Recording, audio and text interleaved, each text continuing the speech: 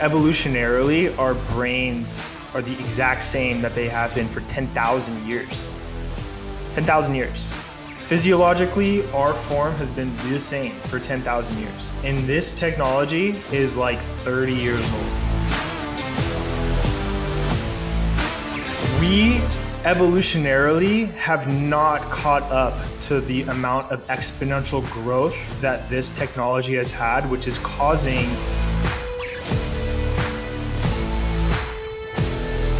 and we don't have the mental capacity to like understand it thoroughly, unless obviously you study it and you're developing it and stuff like that. But even then, I don't think they really like know what's going to happen. This is all so new and it is so impactful.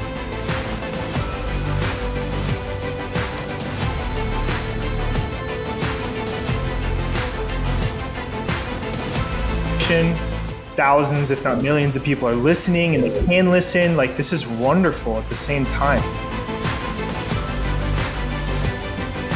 There's a duality here where it's like, this is terrible and it's awesome. Like, I don't know what to do.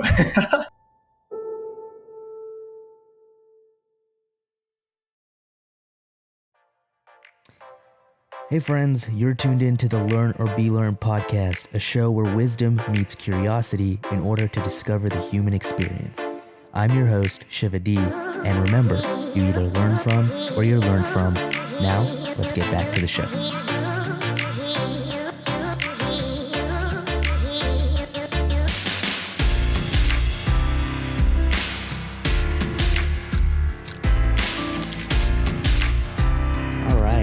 Welcome back, friends, to another episode of Learn or Be Learned. Today we have Scotty Abourisk. He is a personal development, mindset, personal growth coach, and specifically, he's gotten involved in training and physical health and everything. So I'm really looking forward to this conversation. Scotty, would you mind, sharing a little bit more about yourself for the audience? What's up, guys? Scotty Abourisk here. I'm a personal development coach in the action sports athlete realm. So I train surfers, snowboarders, skateboarders, motocross riders, mountain bikers, anything under the sun that is action sports related. Super excited to be here and looking forward to this conversation. Sweet. So what exactly is action sports specifically? So it's more of like an independent sport. Anything that basically is action-packed, action-induced, potentially life-threatening, depending on like how gnarly and how far you can really take it and push the limits. And it's like a self-expression.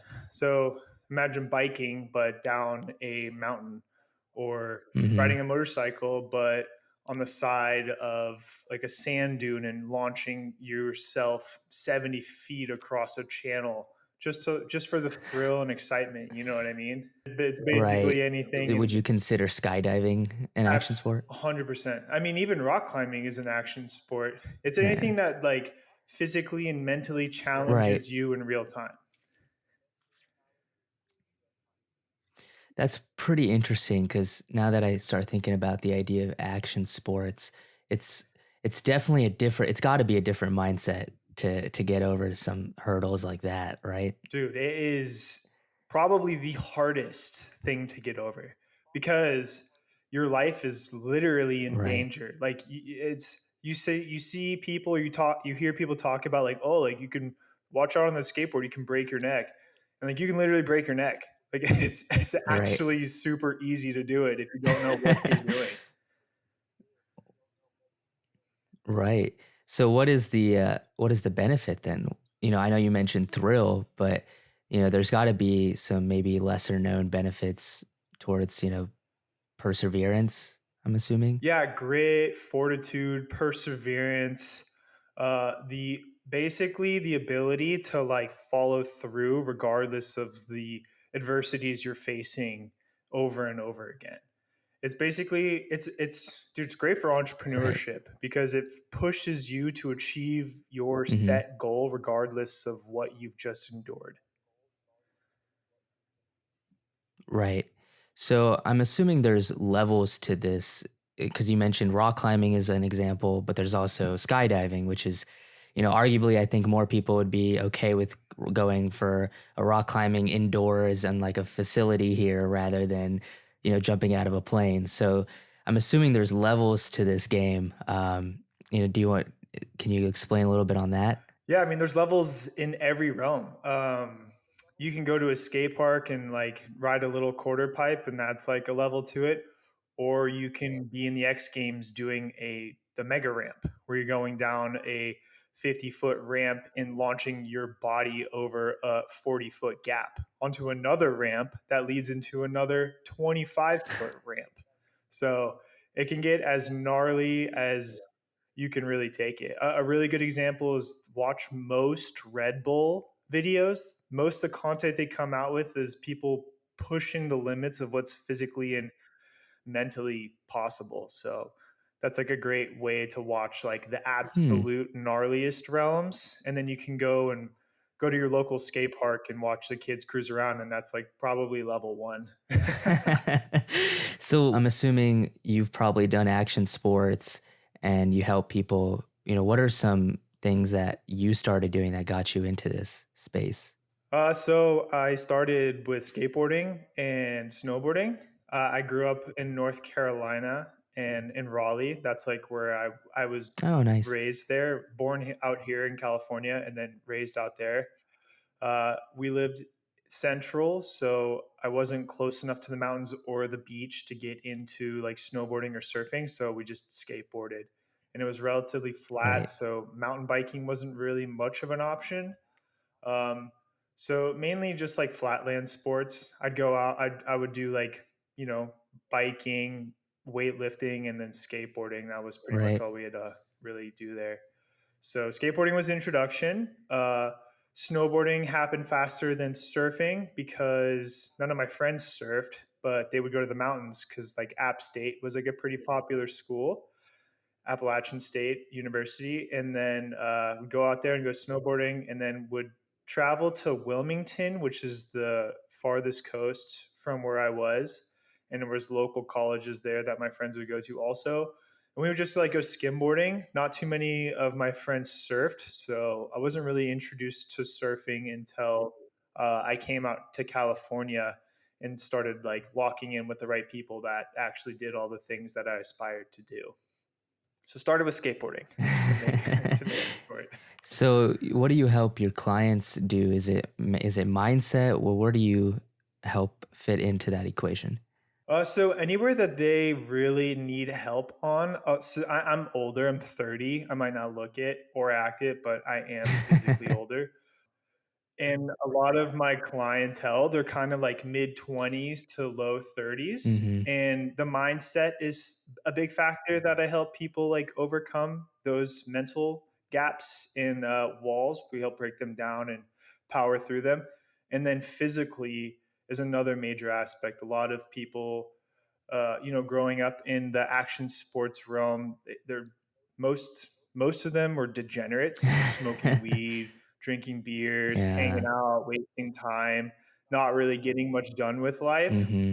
and it's physically debilitating over time.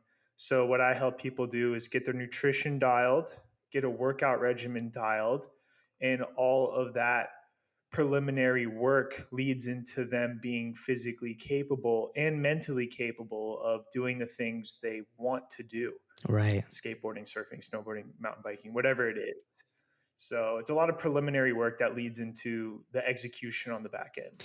Yeah, I honestly think, you know, it's not stressed enough how important diet, sleep, all these other external factors contribute to the actual sports or health related activities, right? People think I'm just going to get into the gym and start lifting weights, but then they don't even realize, now your muscles are all sore and your body's knocked out for 10 hours and you need way more sleep. And because most people aren't getting either enough sleep or a good nutritious diet. And yeah, I think that's just so important. Preliminary work is definitely key for that. So, I wanted to ask you this then, right? What is a example then with maybe a client or somebody you've worked with? You said 20s to early 30s. What kind of hurdles are they facing when they're doing stuff like this? Um, Poor habits. They've developed poor habits over a decade, and it's hard for them to stick to a regimen long enough to see the results. They'll do it for a couple days a week, and then they'll get over it. They'll go out to the bars with their homies, and then Monday comes around and they feel like shit, and they don't want to do shit, and then they don't achieve anything for the Yeah. week. And it's like it's breaking down those bad habits and reintertwining newer, better, you know, habits that are going to take them where it is they want to go, which is probably a more successful life across the board. And they Right. all work with one another. So the diet works with the mindset, works with the physical execution that you have to go through, and that all leads to developing a better you, which creates a better life overall. Right. So is it how common is it, do you see that, people in their 20s are, like what are the most common problems mindset wise? Is it that they don't think that they're good enough? Is it a self-worth thing, or is it a shame and guilt thing because they keep doing these bad habits and it loops?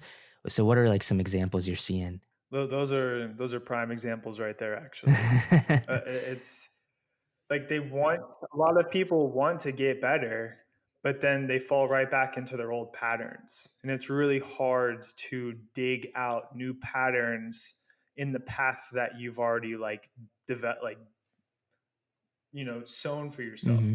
Like your brain has basically, imagine like a mountain and you're snowboarding, right? And you Right. stick through the grooves because you're like, this is the easiest way down the mountain. The Yeah. likelihood that you're going to go out through the trees and like start finding new paths is just super unlikely when everyone's going down that path. So trying to like regroove new paths is like a huge factor and a big like hurdle that I have to help these people like maneuver through. And it's just like a time factor. Hmm. I mean, I've tried babying people and it usually doesn't garner the results that they want. And usually I've taken the hard route, and a lot of people think I'm a dickhead, but they always thank me after. Right. It never ceases to amaze me how much people are like, fuck you, and then later come back and like, you know what, thank you, like I needed that, like I appreciate it, you know what I mean?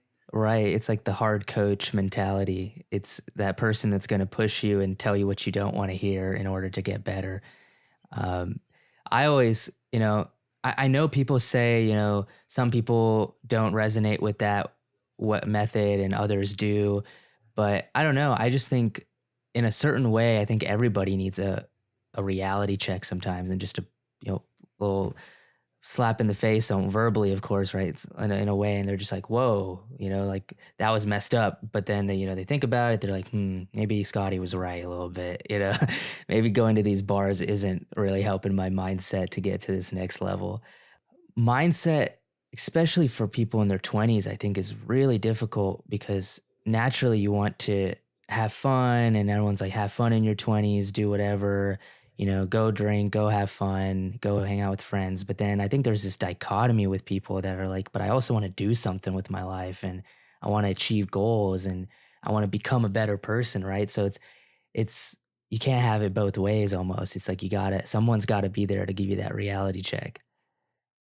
Dude, 100%. And another, like a lot of people say to like enjoy your 20s and enjoy your youth and stuff, which I'm not saying don't enjoy it. I mean, like I'm helping people that are enjoying their youth in real time. They're skateboarding, snowboarding. They're doing things that are like exhilarating and fun in real time, but that those things don't debilitate you nearly as bad as like alcohol and drugs and partying does through time. So it's just like it's just changing the scope, the light. Like we're like you're focusing on this thing, but we're gonna try to like change the like trajectory of that light and look towards the better things that are gonna like keep you happy and fulfilled and you know help you appreciate life over time. A lot of people that say enjoy your youth, a lot of them are older, and a lot of them don't enjoy their life as it stands. And it's because they enjoyed their youth. And that's them being like, well, my life's shit now, but I enjoyed it when I was 20. And most people go down that path And most people don't really have a fulfilling life later. So the kids that are like being like, yeah, but like I really want to do more, I want to achieve things, like now is the time to do it. Because if you do it for 20 years and then you're 40, you're going to be rich. You're going to be able to do whatever you want. You're going to have a way better time later because you'll be smarter, you'll be experienced, and you'll have like a way better understanding of yourself and the world. And you'll have like, you know, a nice bank account to like go out and travel and like actually have fun and not like backpack and like sleep in hostels and like do all the things that people say you should do when you're young. Wouldn't you rather go like stay at the Ritz and like enjoy yourself like a lot more and have like better access to more things in life? I think that's what most people actually want, but they try to find the like cheat code, which doesn't necessarily exist. And then they waste their time and their life away. And then they get old and they're like, fuck, my where did the time go? You know? I see it happen all too much. Not even like I'm not even that old. I'm 30 and I have friends that are in my position or in a worse position because they enjoy themselves so much younger. And I'm like, dude, like all you had to do was not go to the bars, bro. That's all you had to do. You would have had a way bigger bank account. You would have had you physically wouldn't be all destroyed the way you are. You'd mentally be way more stable and feel way better and more confident in yourself. Like those habits, you don't realize how much of an impact they have on your life until it's too late, which is what always happens. You always realize it and see it in retrospect. You never see it in real time. And that's like a hard thing to figure out without somebody being like, hey, dummy, like, stop doing that. You know what I mean? Right. Yeah, I would actually say I would go as far to say I agree with you, but I also think there's the other side of the coin that there's certain people that work so hard and don't know how to have any fun, and they almost say the exact same thing. They say enjoy your 20s. And I heard this beautiful quote the other day, and it was basically talking about the thing in life is to understand extremities of life and then find a balance to it, right? So you have the one end of the coin, which is go have fun in your 20s and do nothing, and then you have the other side, which is hustle in your 20s and do nothing. But both people end up saying, Yeah. enjoy your 20s, right? So I think the balance is exactly what you're Yeah. talking about, which is have fun, but in a productive, growth mindset way, like skateboarding, pushing yourself. I think that's really the key. Yeah. Yeah, the balance is key. Everyone so there's on top of that, there's different perspectives of balance too. Some people see balance as I'm going to grind for 10 years, or excuse me, I'm going to chisel for 10 years, mold myself into the sculpture I'm trying to build, and then live the rest of my life however I want. Or some people are like, I want to enjoy the weekends, or once a month I want to go on a trip, or like stuff like that. So balance is really like relative to your perspective and perception of the world and like what it is you really want out of your life. So it's all relative, you know. My balance, I partied when I was in my 20s and I figured out relatively early like I mean I guess I started before I was 20. I started partying when I was like 17, 18, which I think most kids do, like right in college time. And then when I was like 23, 24, I was like, this is stupid. I'm stopping. Because I was tired of paying for hangovers. That's what the bar became. I'd go to the Right. bar, pay a bunch of money, and then I'd get hungover. And I'd be like, fuck, Yeah. now I have no money and I'm hungover. Like, why do I keep That's doing around the age this? when your body actually keeps So count now. for sure, Like, yeah. yeah, yeah. That's actually a very good point. I think it is also based on truly understanding yourself and knowing what that balance is. So for you, for a certain person, if they feel as though they've enjoyed a lot of their youth, now they're ready to grind, that is the balance. And then for some, it's they didn't really enjoy their youth. And if they grind in their 20s, then they're going to feel absolutely miserable in their, late 30s, 40s, because they look back and go, wow, I don't know. First off, they don't know how to have fun. And then the second is they're also True. resentful. So I think, yeah, that understanding yourself for that balance is totally key. And going to bars and stuff won't do it. It's just all escape. It is always. Yeah, that's 100% true. Yeah. And I do, what you're saying is absolutely true because I sometimes will, when I first moved out to LA, I had friends that are like in the scene and I would go to parties with them, and it would be these older cats, like 50-year-old bros, hanging out at these house parties where there's like 20-year-old chicks, and they're like trying to score these chicks. And I'm like, oh, you had no youth. You don't know what it's like. So now you have all this money and you're old and you're still trying to live that old, like that life, but you're well past your time. You're 30 years past what you should have been doing this at.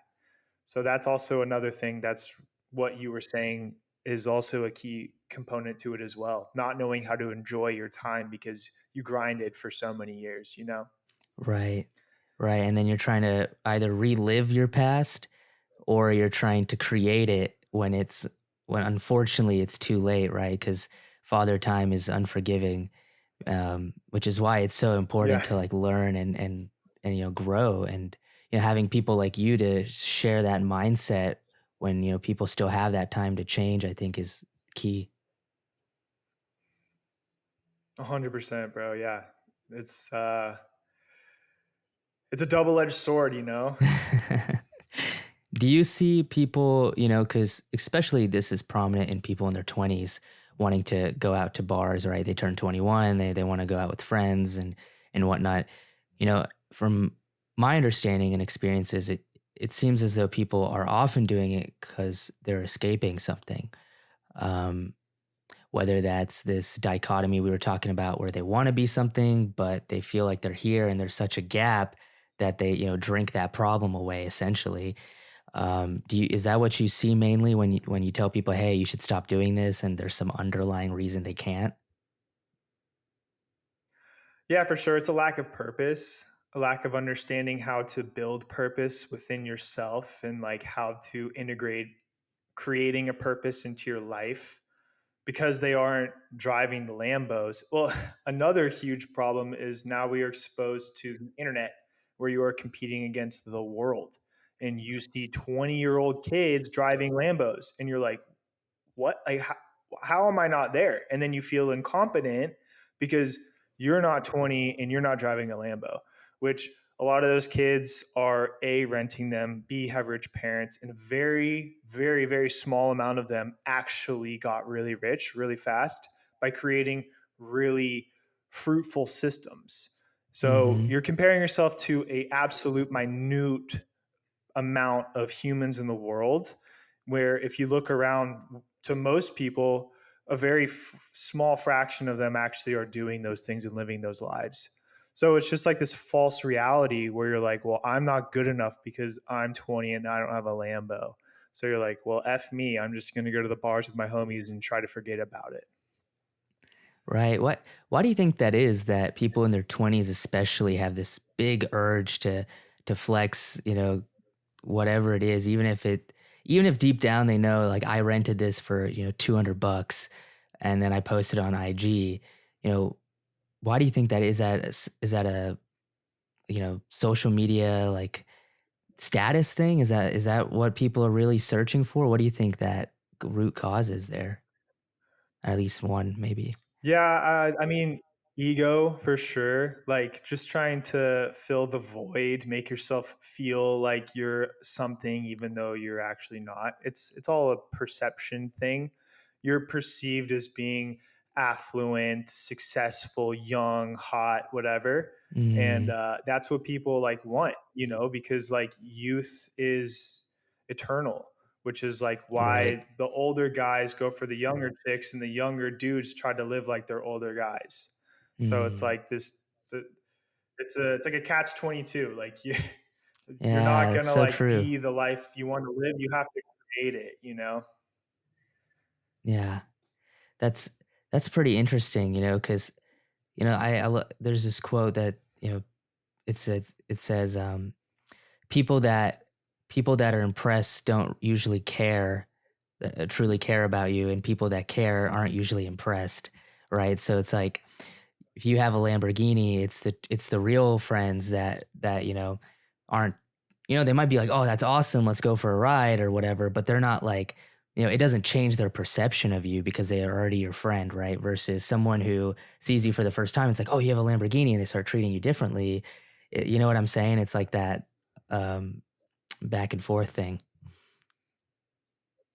Yeah, for sure. Especially where I live in Los Angeles, uh, Oh yeah. status is very much um, a thing. Like it's all a ladder here, and if you look the part, then people will assume you are the part and want to like Mm, be with you because you are on that like step of the ladder per se. But right. what I've found out through hanging out with a lot of people is that a lot of it's fake. A lot of them are doing things they don't want to do for money. A lot of them have their parents' money, their grandparents' money, trust funds. Their like rich uncle lets them drive their nice cars around, and like they're buying like fake Gucci and stuff from China and like getting it shipped over Right. so they look rich. Right. Or And God then that forbid, way they can massive get debt. into these like social circles. Or yeah, yeah, even that. I've seen that too. I've seen kids that have like Hmm. good tech jobs, like working as like a web developer for like Tinder or something, getting paid like Hmm. 150 grand a year, but then they're in debt, like beyond paycheck to paycheck to like live this perception, there's persona of like what they should be, you know? So Yeah.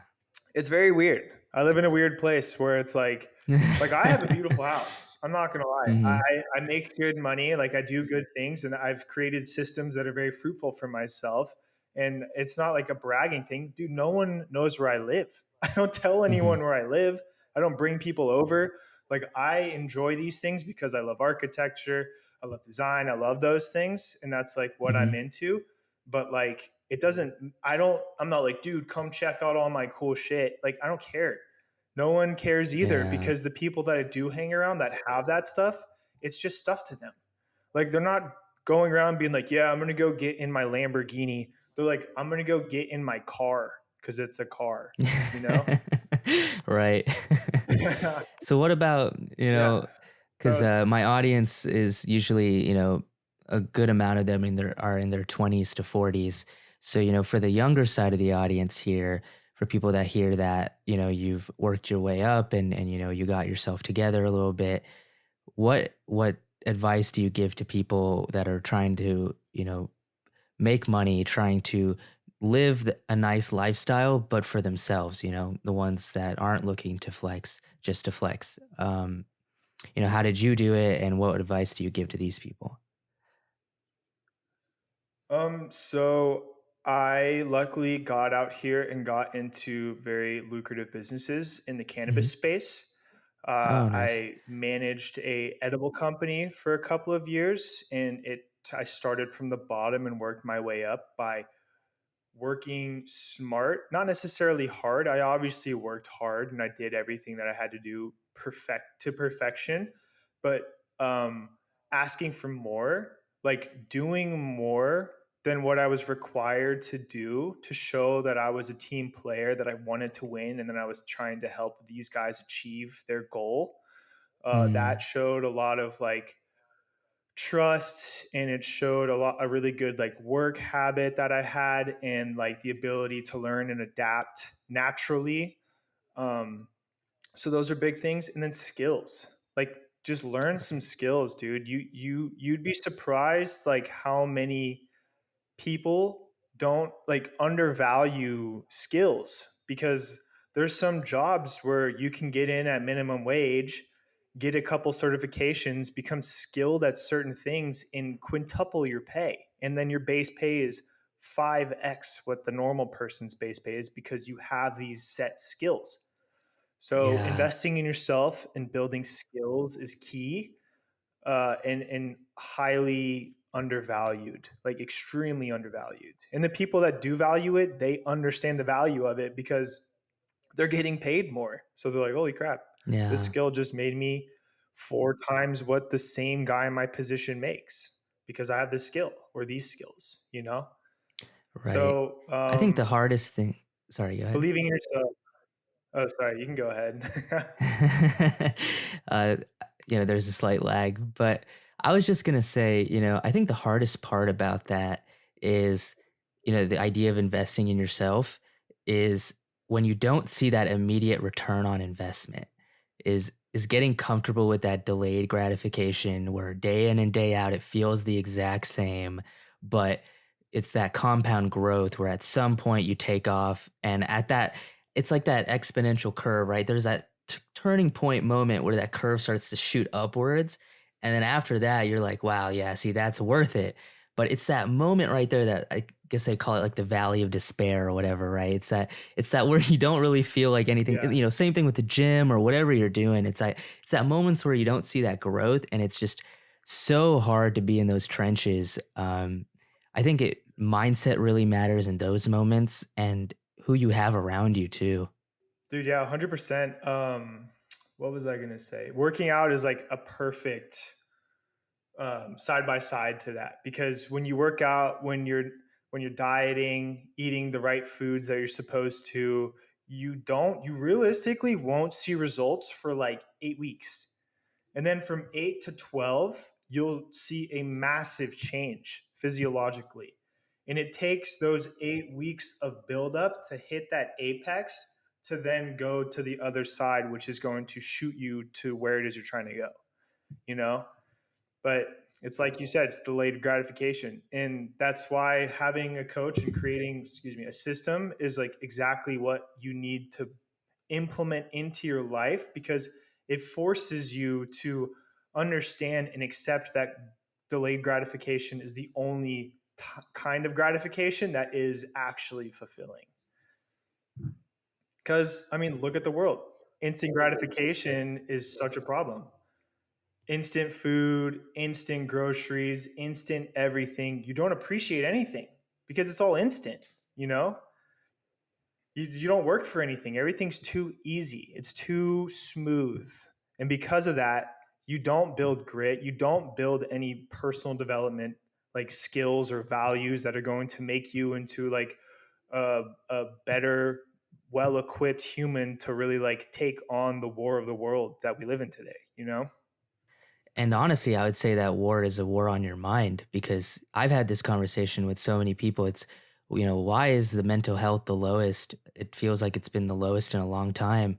And I think it has to do exactly what we're talking about, right? Instant gratification everywhere, dopamine everywhere. Whether you want to just not work today and go watch Netflix, you can, you can stream anything, even just what 15 plus years ago, it was, whatever was on TV, it's where you watched, and sometimes you don't even get to watch from the beginning. You just turn on the TV and watch from the middle, right? And then, I think very quickly technology is almost over. In anthropology, they talk about biological and cultural evolution. And something that really stuck out to me was our cultural evolution is exponentially growing and changing much faster than our biology. So naturally, we still have our like primitive brains that, want the basics like food, sleep, right? So all this stuff, right? So you want basic necessities, but now we live in a modern world where you got the whole world in your hand. Like quite literally, you have the internet, you have access to the whole world, and you have access to Amazon 2-hour delivery and all these things that are just instant, instant, instant, to the point where if a website doesn't load in 60 seconds, we start, slapping the keyboard a little bit and get a little frustrated just because it's been 60 seconds. So, I think really is a war on your mind and trying to almost in a way detach. I don't know. What do you think? Yeah, no, that's exactly what it is. I couldn't agree more. Yeah, I mean, physically, like evolutionarily, our brains are the exact same that they have been for 10,000 years. 10,000 years. Physiologically, our form has been the same for 10,000 years. And this technology is like 30 years old. I mean, like Right. widely accessible for 30 years. Right. So we evolutionarily have not caught up to the amount of exponential growth that this technology has had, which is causing these lapses in understanding of like where we sit evolutionarily and where we're going in time and how this technology is going to impact us over time. Yeah. So we're still acting very primal, which is why when we get mad, we slap the keyboard like a monkey. You know what I mean? Right. We're still So we can't help it. The hardwiring is developed specifically for very, very specific reasons, and it's taken hundreds of thousands of years to become the way it is. And now we're just Mm, like forcing this new thing into our lives, and it's overtaking everything. And we don't have the mental capacity to like understand it thoroughly, unless obviously you study it and you're developing it and stuff like that. But yeah. even then, I don't think they really like know what's going to happen. This is all so new and it is so Yeah. impactful. I mean, like, it's great too. I mean, look at this, dude. We're having a beautiful Yeah. conversation. Right. Thousands, if not millions, of people are listening and they can listen. Like, this is wonderful at the same time. So it's like there's a duality here where it's like, this is terrible and it's awesome. Like, I don't know what to do. So the mindset is the biggest key factor in it. Yeah, because I think at the end of the day, we all get to make our own choices and you have to lay in the bed you made. So I think the best thing anyone can ever do is just tell you, hey, these were what I did, steps I took, that implemented success into my life. And, maybe it'll work for you. But, at the end of the day, like we said, people make their own choices. So if people use the internet and TikTok and scroll for 8 hours, the hard pill to swallow is it's nobody's fault but your own. As much as we want to blame TikTok for being addictive or we want to blame Instagram for being addictive, there's so many things that are addictive and it's only going to get worse unless you can build that almost David Goggins mindset, right? Especially in your space, I'm sure you've heard quite a bit about David Goggins and how he pushes himself mentally. Dude, yeah. Yeah, no, you need that like ideology to like push yourself because there's so much noise now. It's so noisy out here. Mm, You can't escape it. Everywhere you yeah. go. Now if you go to like Whole Foods, they have like the palm readers. Like you don't even have to use your debit Really? card or credit card anymore. You can raise your palm up to a device and it scans your palm and you pay for your groceries like that. Oh my gosh. Like, it's too noisy, bro. Yeah. Like, Yeah, how right. many people know how to farm? How many? How many people know how to like skin like an animal and like cook meat and Right. like know how to like cut things and stuff? Nobody. But we don't need to because everything is so simple and delivered right to us now, especially here in this country where we have Mm, access to everything 24/7. I mean, like, there's yeah. like a lot of fruits and vegetables are very seasonal, but in America, they're not. We just source Yeah. them from other parts in the world where they're in season and you always have access to everything. So, yeah, the mentality part is the biggest factor in your self development and creating the person you want to become. Yeah. I mean, I did this biological anthropology research in Kenya a few years ago, and basically, it's like taking these indigenous people. They're semi-nomadic, so they moved around. They didn't have permanent settlements, and we took their height, weight, blood pressure, all these things, and compared different community groups. And something that, beyond the scope of the research that I started observing was how happy everyone looked. Kids, adults, there there didn't everybody smiled. There wasn't a single person that looked like, miserable, that they hate their 9 to 5 life type look, right? Like everybody looked happy. And it was almost shockingly eye-opening to go from a first world country and then, get plopped into how we normally should have been living, right? How we were living. Um, and to see that dichotomy and it's like, okay, well, something's off here. And it's definitely just the war on your mind because we don't have to work as hard for anything anymore. Those people, they worked hard for everything they got, so they're happy with what they have. And here it's, everything becomes faster and faster and, give it to me now that we don't know how to work hard and stay in that valley of despair and then get that massive, you know, you get sense of accomplishment for doing something difficult. So yeah, 100%. A lot of it is purpose drive too. All those people that live Yeah. in those like third world countries that like they all play a part in creating the ecosystem that they live in collectively. So because they all serve a part of like in the play, they all have a purpose. They're like, well, I'm the like fruit gathering guy, or like I'm the Right. nurturing mother, and like that's what I do. Right. So because they have that purpose like hardwired in them, there's not like this confusion of like, who am I and like what am I doing? It's like, you're Yeah. the fruit guy. You're gonna go gather fruit. And he's like, cool, that's what I do. Yeah.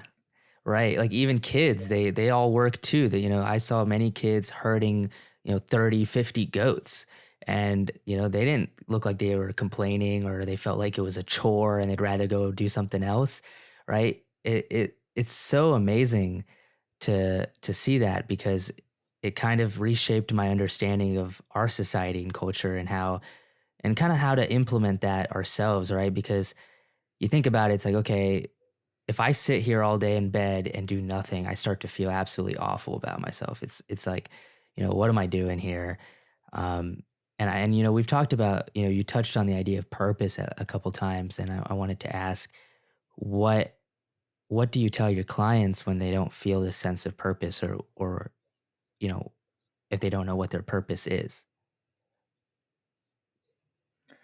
Um, so what I do is I tell them, let's get you fit.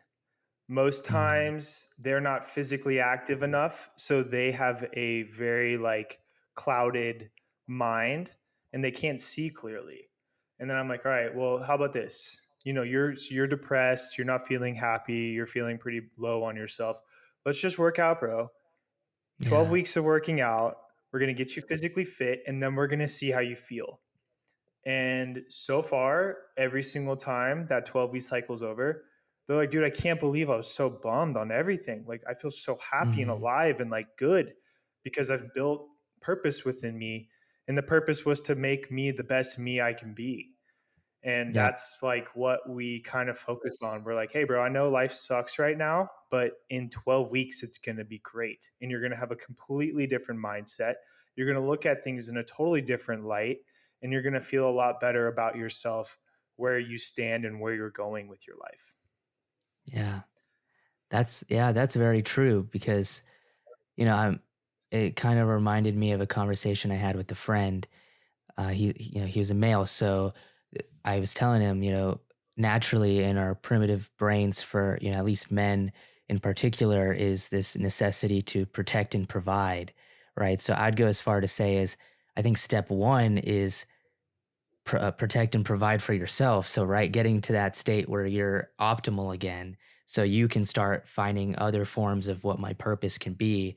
And then I think once you get to that optimal health, you have to think about, can I protect or can I provide? So, a lot of people, right, young guys in their 20s don't have a wife and kids.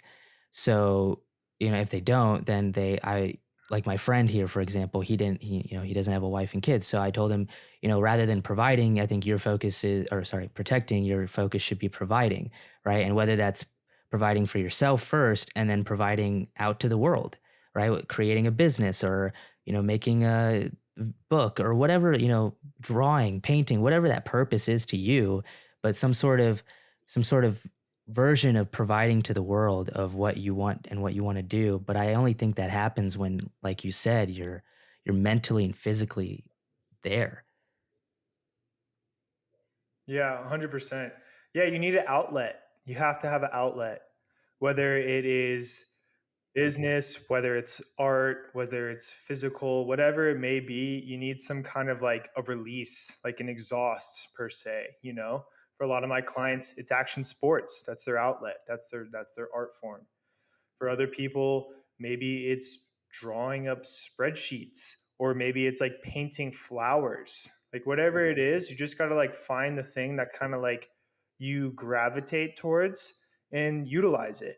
And dude, realistically, it's not going to make you money. It's really not. There's very few people that live the life they want to live, but the people that do live the life they want to live, they've been building it for 20 years.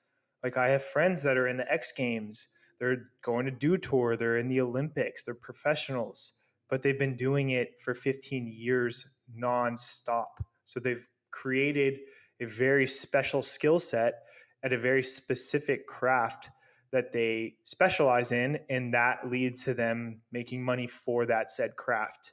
So having an outlet and then turning all of that like angst and frustration and everything else inward so that you can produce it outwardly in a positive manner. Um, a lot of people think that being an entrepreneur is like the thing to be, but dude, everyone needs a job and everyone also needs help. So, like being a key player in a business, being an intrapreneur is way easier than being an entrepreneur. There's way less pressure on you, there's way less weight on your shoulders, and you get all the benefit of pay and freedom that you want. So don't like focus on being an entrepreneur necessarily. You can always be an amazing entrepreneur. Just build the right skills, get in with the right guys, build yourself to be a optimal component in that machine, and you'll get paid more than anybody, and you'll fucking have a really loving, happy, successful, fulfilling life. And also have an exhaust, do some art, go on a run, like work out, weightlift, whatever it may be. So it's just like a mix of those two. That's how you really find your purpose. Yeah. And it seems like the theme is often trying to discover and understand yourself almost, right? First in a physical sense, because that's what David Goggins also talks about a lot is pushing himself physically helps him push himself mentally. And so I think, understanding that is key to almost understanding yourself. And another thing that was really interesting you had mentioned is these people that right, that are in the X Games and doing all these big, crazy things, but they've been putting in that work for 15, 20 years. And it just reminds me right back to the conversation we had a few minutes ago, which is, the idea about social media and how we just see the end product of people and we compare it instantaneously. It's like that he's at the X Games and like I'm here alone and in an apartment and I can't ever do that, but what they didn't see is the 20 years of hard work that they put, let alone the craziest part is we're in this transitionary period where they didn't even have social media growing up, so you wouldn't have been able to see that. It's only now that I think in the next 20 years people are going to understand that a little bit better because they'd be like, oh, look at him, he grew, but he actually put in 15 years of effort and you can see that, right? So I think that's pretty crazy too, is we don't realize how new this stuff really is. Dude, yeah, 100%. Yeah, before a lot of the kids, like the guys that I know that are in the X Games, they were just inspired by people that were better than them, and then they got in with the right group of friends and they all pushed each other to get better. Nobody was just like, hey, you suck, get out of here. They're like, oh, you want to get better? Like, come with us. Like, we're all trying to win. You know what I mean? It's just finding that like circle of winners or creating it. You can be the start of the circle of winners in your little ecosystem. So don't be like discouraged if there isn't something out there. You can be the person that manifests it and creates it. That's what I mean by manifesting it, not like thinking it into existence, but going out and making something happen, Right. You can be actionable the change. Steps. It's up to you. Exactly. Yeah. It's all up to you. If you want change in your life, you have to make the change in your life because your life will never change until you do. So definitely it's almost the idea of dreaming into existence, right? You create a dream and then you work backwards. It's like, okay, this is my dream. These would be the goals. These are the steps. And then how you talked about, I think at the beginning of this talk, you had mentioned systems. And honestly, I couldn't agree more. Systems is kind of how you get there. It's not about the checklist or, did I hit this goal? Did I hit this metric? Did I get 10,000 views on this episode? Right. It's not about that. It's about the, kind of what we've been talking about in systems and how if you can implement a system, then naturally the progression is forward and then you get that exponential bell curve, right? Dude, 100%. Actually, I wrote down this quote right here. Let me read it. Yeah. It says, you don't rise to the level of your goals, you fall to the level of your systems. And I can't agree with that anymore. I wrote it down for that. I can see that every day. Yeah, I heard that quote. I quoted that a few days ago. Oh, really? Yeah, so did I. That's why I wrote it down. I was like, that's a wonderful quote, and I need to like. Yeah, It really made me think when I heard that. I was like, that's so true because people, the Yeah. reason people get frustrated and give up is because the system wasn't strong enough.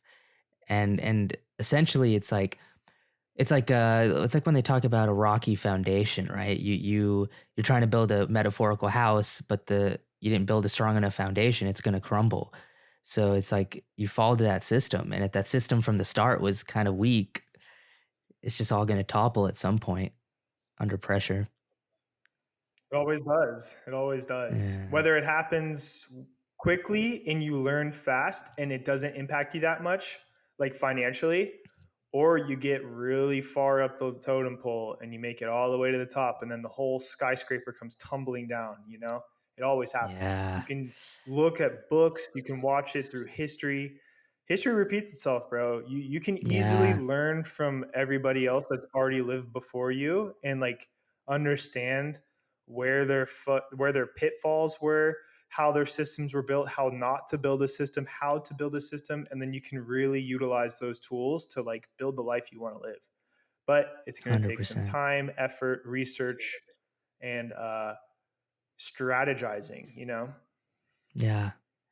I always mention this idea that although people put a preface and importance on knowledge, and although knowledge is important, I think something that's more important is actually wisdom, because wisdom is knowledge plus action, right? It's you taking actionable steps with knowledge, and that's really what wisdom is you learning through life and, being able to apply it and understand it, which is far more than knowledge, because I've met really smart people, but then they won't take actionable steps. So then they're just book smart and they just don't do anything, right? Or the vice versa, right? You see people that only take steps, but they keep failing over and over again because they're not learning from it and they're not actually internalizing it. So it's the combination of both that's like really what's going to make you successful. dude, 100% action far outweighs knowledge 10 to 1, I would say. And obviously, as long as you can learn from the actions and, you know, navigate them as you should, that's where the ultimate wisdom comes from. Because Yeah. you can read dude, you can read every book on how to surf, every book that has ever existed. You can read the autobiography of Kelly Slater and every dude that's ever existed. You can read everything. And if you've never surfed, you do not know how to surf, no matter how much you've Right. read. Right. You know, Right. surfing Or is like not reading easy. business. It's pretty hard. Yeah. 100%, dude. It's the exact same thing. Like you're never going to know until you do. So the way that I've learned to read, which is something that I've gotten from my pseudo mentor, Andy Frisella, he talks about just reading an entire book, finding that little nugget in there, and then taking action on that nugget. So he like will go. He's taught me this through his podcast. He's like, I'll read an entire book, 300 pages. I'll pull one sentence out of it, and it will help me 4x my business. But if I didn't put that time and effort into reading that book and learning from that other person, I would have never found that nugget that led to me 4xing my business. You know, so it's pulling the information, acting on it, and then being like, okay, cool. Like now I know how to navigate moving forward. But then another way to do this as well is to take steps. Just go ahead and start, fail, and then read a book about it, learn why you failed, and then use the book to be like, oh, I experienced this. Now I know how to move forward. This book just helped me like answer that question without me having to really like dig any deeper and keep failing. So there's two ways to do it, but you have to act. That is the main point of this. You can't just like read and be like, oh, I'm a genius now, because if you don't act, you don't actually know anything. Right. I was gonna say the same thing, right? It I think the scary thing about knowledge is it gives you such a sense of inflated ego or sense of pride that, oh, I know all this now, I know what I'm doing now. And I think that's actually the scariest part, is because then people that are incredibly knowledgeable almost in a subconsciously know they don't want to take action because it would hurt the ego, because they know once they start taking action there's always things that you just did not prepare for or think about. And that's where the true wisdom comes in, is that knowledge and the action is like, okay, I've done this before. I've been down this road. That's not the right way to do it. I'm not doing that again. Right. And it's that crash and burn and you get up and try again. And I think that's the scariest part for a lot of people. Dude, 100%, which is why action sports is so beneficial because skateboarding hurts. The concrete is very unforgiving. You learn really fast. Yeah. You learn really Right. fast what not to do, how not to move, how to adapt, how to figure it out. You learn quick. As long as you Yeah. have the right mindset, it hits you right in the face. You're like, all right, that sucked. I'm going to sit down for a second and think about what just happened. And then you reassess and then you can move forward. You're like, all right, now I know how not to Yeah. jump onto this obstacle like this or how to maneuver this like that. So, like, action Hmm. sports for me has been extremely beneficial in understanding myself and then translating that into business and into the rest of my life. Hmm. So, Scotty, I wanted to ask you, one last question here. The show is called Learn or Be Learned. So I want to ask, what is one big life lesson that either you learned from someone, or you want other people to learn from you, that really has helped or impacted your life? A key takeaway life lesson. So, the key takeaway life lesson is to fail forward faster. Mm, It leads on what we were just talking about. You fail yeah, forward faster by doing, failing, learning, overcoming, adapting, and moving forward. That's how you'll get through life really fast, really efficiently, gain a lot of wisdom, become very skilled, and become a very rare human being that is actually extremely valuable. yeah. Fail forward faster. That's awesome. Well, Scotty, Yeah. thank you, man, for Yeah. being on the show. This was an awesome talk. I really enjoyed, everything we've talked about. And where can the audience find you? I'll keep all the links in the show notes, but what do you offer if people are interested? Where can they find you? What are some of the material you have out there? So you can find me on Instagram at Black Sheep Scotty. It's BLKSHP Scotty. I am developing an app right now called Black Sheep Labs, and it is basically a catered fitness, mindset, and nutrition app specifically for action sports athletes. But obviously, if you don't do any of those things, I have other programs on there as well, just for weightlifting, fitness, and mindset. There's multiple tiers to it. You can buy just the workouts, nutrition, or the workouts, nutrition, and coaching. And that's all available, will be available on the app. I think there's about like 4 more weeks of development that needs to happen before it's launched. Oh, But sweet. in the meantime, you can hit me up on Instagram, follow me on there. We can chat. I can help you figure out any kind of issues you're having, or if you want to like join the pre-launch of it, we can get you lined up on that or whatever. So that's where you can find me, and then stay in touch, dude. This has been a great talk. Love your Yeah. energy, love your vibes, love what we got going Thank you. on. Definitely looking forward to potentially doing it again. So keep me Yeah. posted on that. 100%. I appreciate you being here. Thanks, Yes, man. sir, dude. Well, have a great day.